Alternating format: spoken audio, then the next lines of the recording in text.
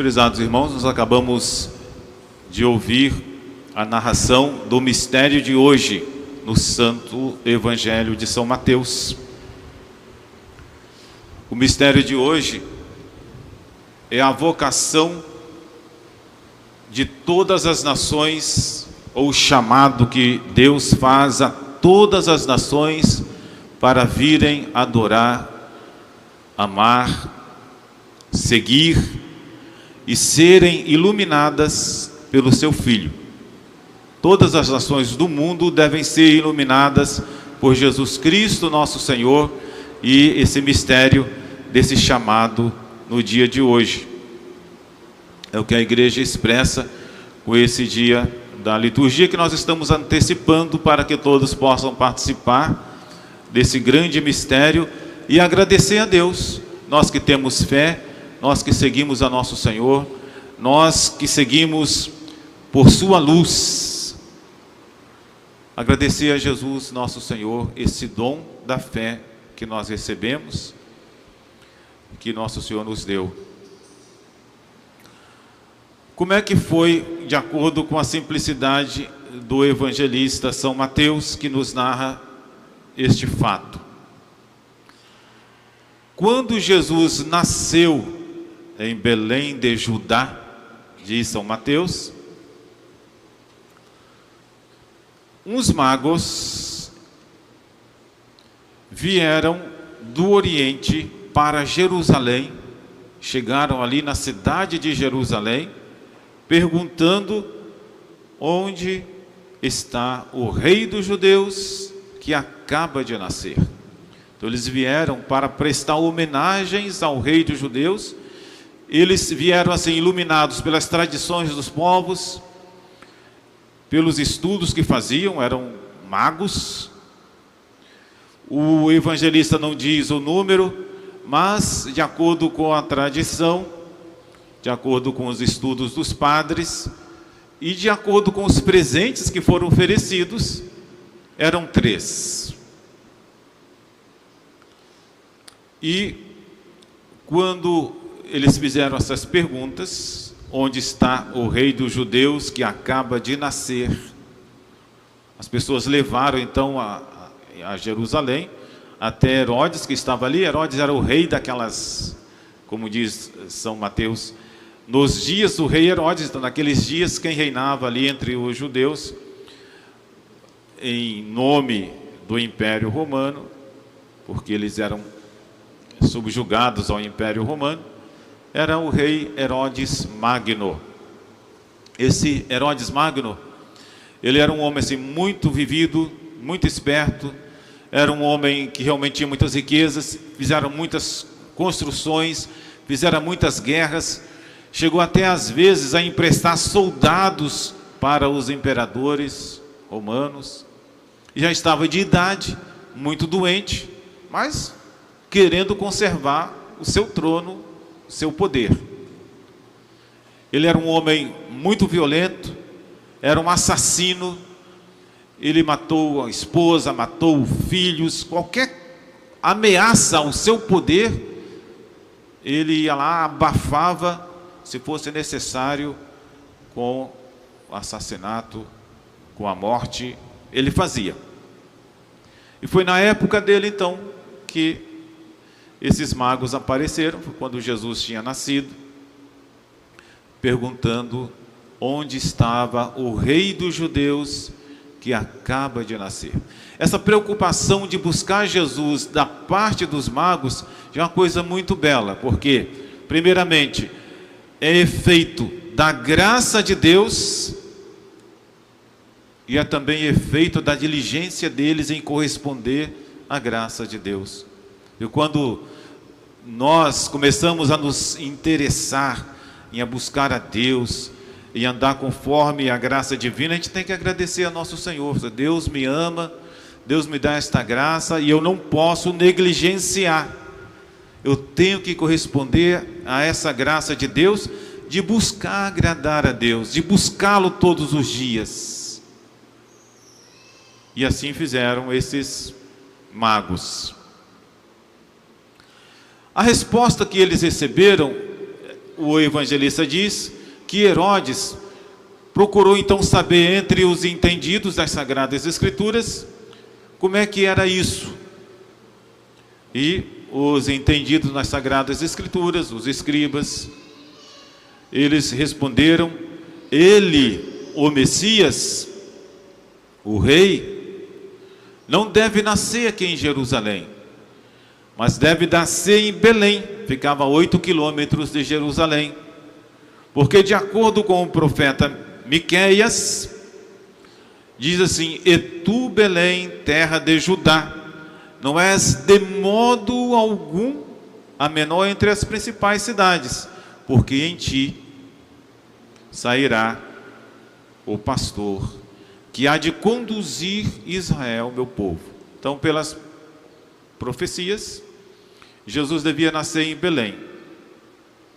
E essa resposta foi entregue aos magos. É interessante que Herodes, muito esperto, um homem acostumado a fazer guerra, um homem acostumado a usar estratégias, a procurar saber as coisas para fazer e vencer os seus inimigos. Ele procurou saber secretamente dos magos e se informar deles com exatidão o tempo em que lhes aparecera a estrela. Porque assim, quando eles viram a estrela era sinal de que o grande rei já tinha aparecido na terra. E eles seguiram aquela estrela. Os magos, como o evangelista descreve, ele deixa que a gente entenda, sem dizer detalhes. O certo é que,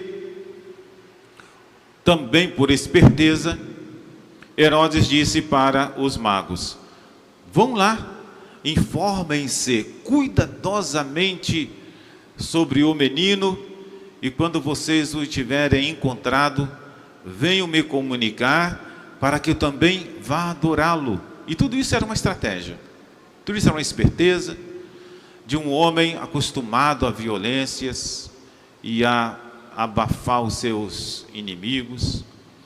Quer dizer, saber onde estava aquele que se diria rei, para ele acabar com ele, porque o único rei seria ele. Só que assim, existe a estratégia humana e existe o plano de Deus. Deus é que é o Senhor. E apesar das nossas estratégias malévolas, espertas, quando Deus tem que vencer, Deus sempre vencerá. E é assim então que os magos, na sua pureza, no seu zelo, na sua reta intenção, colhida a informação onde nasceu o Messias, onde estaria o grande rei, eles imediatamente deixaram Jerusalém e foram para Belém. Alguns dizem que seria de noite, outros dizem que seria de dia. O certo é assim, e souberam onde estava Jesus, buscaram Jesus. Que exemplo para nós, meus amados irmãos, de generosidade, de amor, de zelo, que esses magos nos dão em busca de Jesus. E os judeus que estudaram as Sagradas Escrituras foram como pedras, ou como indicações. Eles indicaram onde estava Jesus, mas eles mesmos não foram. Os magos foram. Quantas vezes a gente sabe o que é correto, né? Quantas vezes a gente fala, o certo é fazer assim, mas a gente mesmo não faz. Quantas vezes nós fazemos isso? Nós sabemos o que é correto, nós sabemos o que é certo, nossa consciência nos avisa, Deus nos dá indicações, as pessoas retas nos falam, e nós não, na nossa preguiça, nós não fazemos. E assim aqueles estudiosos lá de Jerusalém disseram o caminho de Jesus, mas não trilharam pelo caminho de Jesus, não foram lá. Os magos imediatamente foram. E outra coisa, era tanto zelo, tanto amor deles, que quando eles saíram da cidade, eles viram de novo a estrela. E o evangelista diz que ao virem a estrela, eles se alegraram com uma alegria muito grande. E chegando lá, eles se prostraram, vendo o menino com sua mãe, eles se prostraram e ofereceram para Jesus os presentes, que o evangelista descreve como sendo ouro, incenso e mirra. A própria liturgia fala que o ouro, o incenso e a mirra representam Jesus. O ouro porque Jesus é rei, o incenso porque Jesus é Deus, e a mirra, que é uma substância que se usa para embalsamar os corpos, a mirra representa que Jesus era homem, era Deus e homem que estava ali, era rei, o grande rei, que é o rei dos reis e senhor dos senhores, era Deus que se fez homem, que estava ali para salvar a humanidade. Abrindo os seus tesouros, ofereceram-lhe ouro, incenso e mirra. Eles estavam dispostos, na sua pureza, voltar e informar a Herodes, não sabendo da malícia daquele assassino, daquele homem violento que era Herodes. Eles estavam dispostos a informar para que Herodes também viesse a adorar Jesus.